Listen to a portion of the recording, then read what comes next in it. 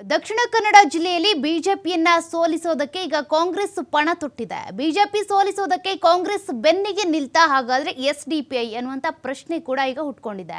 BJP ಸೋಲಿಸೋದಕ್ಕೆ ಸ್ಪರ್ಧೆಯಿಂದ ಹಿಂದೆ ಸರಿದ SDPI ಹಾಗಾದ್ರೆ ಕಾಂಗ್ರೆಸ್ಗೆ ಬೆಂಬಲ ಕೊಡ್ತಾ ಅತ್ತ ಕಮ್ಯುನಿಸ್ಟ್ ಪಕ್ಷದಿಂದ ತೀವ್ರಗೊಂಡಿದೆ ಚುನಾವಣಾ ಪ್ರಚಾರ. ಹಾಗಾಗಿ ಎಸ್ಡಿಪಿಐ ಏನಾದರೂ ಕಾಂಗ್ರೆಸ್ಗೆ ಬೆಂಬಲ ಕೊಡುತ್ತಾ ಸ್ಪರ್ಧೆಯಿಂದ ಹಿಂದೆ ಸರಿದು ಬಿಜೆಪಿ ಸೋಲಿಸೋದಕ್ಕೆ ಕಾಂಗ್ರೆಸ್ ಬೆನ್ನಿಗೆ ನಿಲ್ತಾ ಎಸ್ಡಿಪಿಐ ಅನ್ನುವಂತ ಪ್ರಶ್ನೆ ಈಗ. ಬಿಜೆಪಿಯನ್ನ ಸೋಲಿಸಲೇಬೇಕು ಅಂತ ಪಣ ತೊಟ್ಟಿದ್ದಾರೆ ಕಾಂಗ್ರೆಸ್ನ ನಾಯಕರು. ಅತ್ತ ಕಮ್ಯುನಿಸ್ಟ್ ಪಕ್ಷದಿಂದ ಚುನಾವಣಾ ಪ್ರಚಾರ ಕೂಡ ತೀವ್ರಗೊಂಡಿದೆ.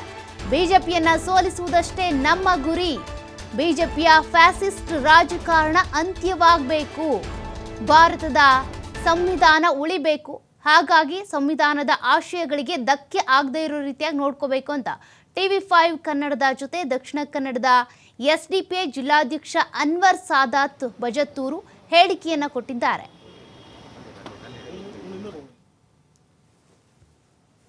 ಚುನಾವಣಾ ಅಖಾಡದಲ್ಲಿ ಈ ಬಾರಿ ಎಸ್ಡಿಪಿಐ ಸ್ಪರ್ಧೆಯಿಂದ ಹಿಂದೆ ಸರಿದಿದೆ. ಈ ಮೂಲಕ ಎಸ್ಡಿಪಿಐನ ಸಾಂಪ್ರದಾಯಿಕ ಮತಗಳು ಕಾಂಗ್ರೆಸ್ ಪಾಲಾಗಲಿದೆ ಅನ್ನುವಂಥ ಒಂದು ಚರ್ಚೆಗಳು ಕೂಡ ನಡೀತಾ ಇದೆ. ಹಾಗಾದರೆ ಎಸ್ಡಿಪಿಐ ಈ ಬಾರಿ ಸ್ಪರ್ಧೆಯಿಂದ ಹಿಂದೆ ಸರಿಯೋದಕ್ಕೆ ಕಾರಣ ಏನು? ಯಾಕಂದ್ರೆ ಕಳೆದ 2 ಅವಧಿಯನ್ನು ನಾವು ಕಂಪೇರ್ ಮಾಡಿದಂಥ ಸಂದರ್ಭ ಎಸ್ಡಿಪಿಐನ ಮತ ಬ್ಯಾಂಕ್ ಅನ್ನುವಂಥದ್ದು ಜಾಸ್ತಿ ಆಗ್ತಾ ಇತ್ತು. ಈ ಪಾಸಿಟಿವ್ ಬೆಳವಣಿಗೆ ನಡುವೆ ಕೂಡ ಈ ಬಾರಿ ಎಸ್ಡಿಪಿಐ ಸ್ಪರ್ಧೆಯಿಂದ ಹಿಂದೆ ಸರಿದಿರೋದು ಯಾಕೆ? ಇದರ ಹಿಂದಿನ ಉದ್ದೇಶ ಏನು? ಈ ಬಗ್ಗೆ ಮಾತನಾಡೋದಕ್ಕೆ ನಮ್ಮೊಂದಿಗೆ ಎಸ್ಡಿಪಿಐ ದಕ್ಷಿಣ ಕನ್ನಡ ಜಿಲ್ಲಾಧ್ಯಕ್ಷರಾಗಿರುವಂತಹ ಅನ್ವರ್ ಸಾದತ್ ಬಜತ್ತೂರ್ ಅವರಿದ್ದಾರೆ. ಅದರ ನಾನು ಮಾತನಾಡ್ತಾ ಹೋಗ್ತೀನಿ. ಸರ್, ಈ ಬಾರಿ ಸ್ಪರ್ಧೆಯಿಂದ ಹಿಂದೆ ಸರಿದಿದ್ದೀರಾ, ಇದರ ಹಿಂದಿನ ಸ್ಟ್ರಾಟಜಿ ಏನು? ಒಂದನೇದಾಗಿ ಈಗ ನಡೀತಾ ಇರುವಂಥದ್ದು ಲೋಕಸಭಾ ಚುನಾವಣೆ. ಲೋಕಸಭಾ ಚುನಾವಣೆಯಲ್ಲಿ ಬರುವಂಥ ವಿಚಾರಗಳೇನು ಅಂತ ಹೇಳಿದರೆ, ರಾಷ್ಟ್ರೀಯ ಮಟ್ಟದ ಸಮಸ್ಯೆಗಳು, ರಾಷ್ಟ್ರೀಯ ಮಟ್ಟದಲ್ಲಿ ಆಗುವಂಥ ಚರ್ಚೆಗಳನ್ನು ಇಟ್ಟುಕೊಂಡಾಗಿರ್ತದೆ ಲೋಕಸಭಾ ಚುನಾವಣೆಗೆ ಹೋಗುವಂಥದ್ದು. ಇಲ್ಲಿ ರಾಷ್ಟ್ರ ಮಟ್ಟದಲ್ಲಿ ಕಳೆದ 10 ವರ್ಷಗಳಿಂದ ಆಡಳಿತ ಮಾಡ್ತಾ ಇರುವಂಥ BJP ಸರ್ಕಾರ ಯಾವ ರೀತಿಯಲ್ಲಿ ಜನವಿರೋಧಿ ಆಡಳಿತ ಮಾಡ್ತಾ ಇರುವಂಥದ್ದು ಅಂತ ಹೇಳುವಂಥದ್ದು ಎಲ್ರಿಗೂ ಗೊತ್ತಿದೆ.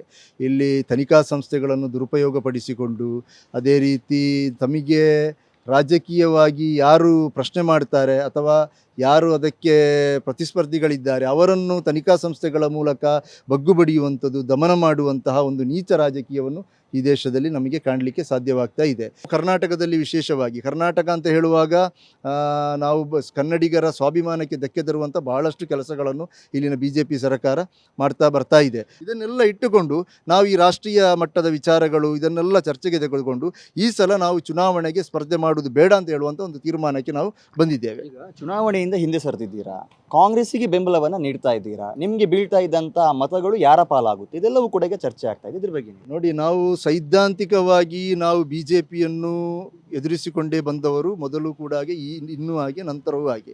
ಅದೇ ರೀತಿ ರಾಜಕೀಯವಾಗಿ ಕಾಂಗ್ರೆಸ್ಸನ್ನು ಕೂಡ, ಕಾಂಗ್ರೆಸ್ಸಿನ ಕೆಲವು ನಿಲುವುಗಳನ್ನು ಕೂಡ ನಾವು ಬಹಿರಂಗವಾಗಿ ವಿರೋಧಿಸಿಕೊಂಡೇ ಬಂದವರು.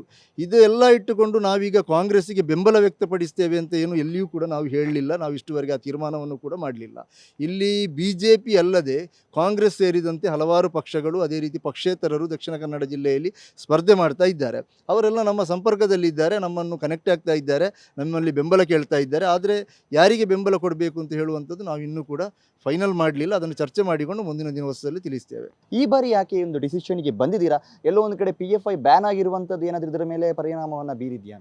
ಅಲ್ಲ, SDP ಅಂತ ಹೇಳುವಂಥದ್ದು ಒಂದು ಸ್ವತಂತ್ರ ರಾಜಕೀಯ ಪಕ್ಷ.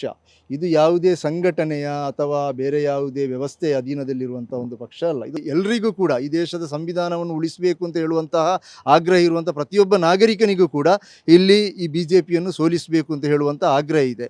ಅದು ತುಂಬ ಅಪಾಯಕಾರಿ ಮಟ್ಟಕ್ಕೆ ಹೋಗ್ತಾ ಇದೆ. ಇಲ್ಲಿ ಒಂದು ಮುಖ್ಯಮಂತ್ರಿಯನ್ನೇ, ಒಂದು ರಾಜ್ಯದ ಮುಖ್ಯಮಂತ್ರಿಯನ್ನೇ ಇವರು ಬಂಧಿಸುವಂತಹ ಒಂದು ಪ್ರಕ್ರಿಯೆ ಈ ದೇಶದಲ್ಲಿ ನಡೀತಾ ಇದೆ.